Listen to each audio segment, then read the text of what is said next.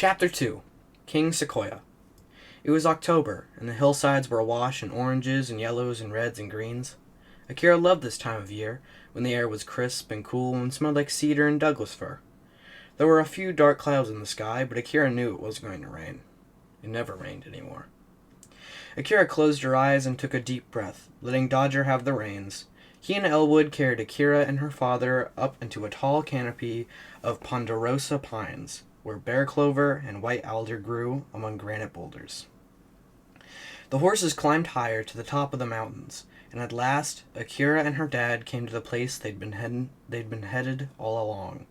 A hush fell over Akira like she'd just entered a church, and her skin tingled.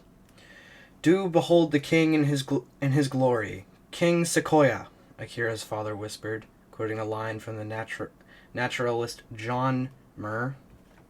All around Akira and her dad were dozens of giant sequoias, some of the biggest trees on the planet. The largest sequoia here was 12 feet wide, and it stretched so high up into the sky, Akira had to crane her neck back to see the top of it.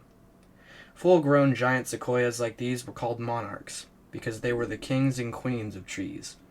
Some of them were over 2,000 years old. Akira and her dad shared a smile. They both loved this place. Up here, Akira felt like she was outside of time, like the rest of the world didn't exist. This grove was Akira's escape, her sanctuary. Akira hopped off Dodger and walked deeper into the grove, while her horse grazed. This is what it must feel like to be an ant among elephants, Akira thought. The giant sequoias made her feel small and insignificant, but in a good way. They reminded her that she wasn't the center of the universe, that there were things that were far older and bigger than she was. Her father got down from Elwood. "Oh no," he whispered theatrically.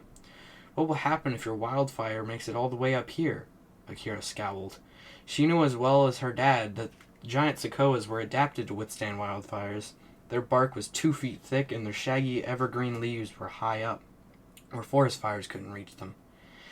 These trees even needed wildfires to reproduce. Their seed cones only opened up when exposed to extreme heat. A wildfire was never going to burn these trees down, and her father knew it. He was baiting her, trying to get her to argue with him about climate change. Akira huffed and turned away. Why did her dad have to ruin this? These rides into the mountains were when Akira felt closest to her father.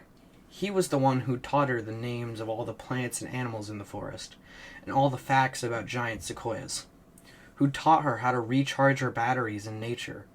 How could her father be wrong about climate change but right about everything else? Akira shook her head. She wasn't going to bite. She wasn't going to argue. This was her day, her time away from everything, and her favorite place in the whole world. She wasn't going to let anybody spoil it. "Whoa, cool!" a girl's voice shouted behind her, and Akira jumped.